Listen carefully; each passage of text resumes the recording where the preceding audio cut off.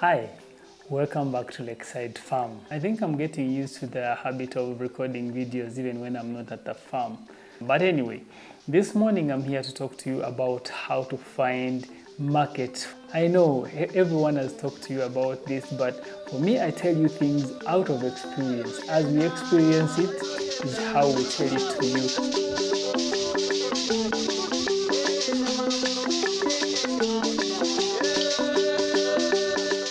When we were still keeping our goats in Mukono, that's Katosi side, we had fewer numbers, and of course we needed to sell 3, 4, 5 goats to some people that actually needed goats.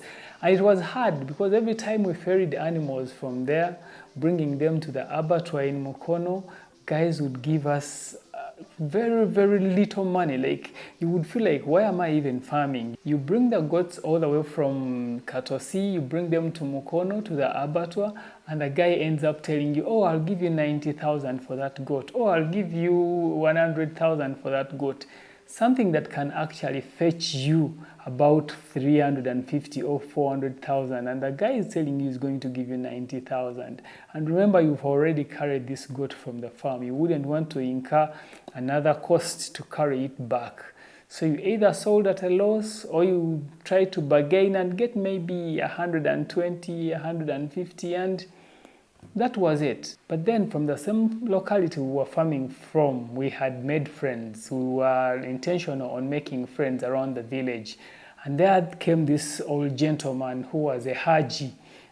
He started inquiring about our farming. I made him my friend. You know, when you are new in a place, you must make friends to ensure that you have security, you know who is who, and even if you want to borrow some stuff or tools from them, you can easily connect. So eventually the Haji came to the farm, he saw the goats, he started liking our goats, and the first Eid Adha that we had from that side, the man actually came himself to the farm and he brought about 5 other Hajis and they came to the farm. And you know what? When they asked me the price of the goats and I told them, oh, you'll give me 300,000 for that one, they didn't even blink an eye, or they didn't even flinch their face. They were just like, okay, we'll take that one, that one, that one, and that one. And remember, I hadn't even moved the animals. They were still at the farm. So, but long story short, the animals had grown in numbers. We had to move to Kiryandongo. But then when we got there, still, we were keeping animals, but we hadn't mapped out where the market was going to come from. So, yes, we have a vet who comes from Mukono to go the other side because this guy is just so good. We cannot just let him go. But then I also made a friend in the village in Kiryandongo, another vet. He's a busy guy. He works at Pastor Kayanja's farm. And because, you know, Pastor Kayanja has lots of animals, so this guy is always there daily. But even then, the guy steals some time and comes to us to check on our animals. If we have an emergency, he finds time to come and take care of that emergency because our vet lives here in Mukono. And if you have an emergency in Kiryandongo, it really doesn't work out for him. So we call on to the other guy to come to the farm. So what I did is I made that guy my friend. Now, a time came, this recent Eid, actually that's why I wanted to make this video. We had many animals to sell. We had a lot of castrates and other animals that had aged, and we wanted to sell some animals. But we didn't have the market. But then I called this vet man and told him, hey man, look here. I need to sell off some of these animals because now they're just consuming my food at the farm and I need to get rid of them. But I think I'm going to sell them at a very low rate because I can't find market. He was like, oh, don't even trouble yourself. Don't sell them. Wait for me to come. I have these gentlemen that come from Congo. They are always looking for goats to buy. And I was excited but still skeptical because many had promised and they never came through. But on the D-Day, actually that was before Eid, he called me. I was here, I wasn't at the farm. He called me and said, you know what, the guys are here, can I go with them to the farm? So I just called the person who manages the farm and told him, those guys are coming, but tell them we want this amount for this kind of animals and this amount for this kind of animals. And when the guys got there, yes, they bargained.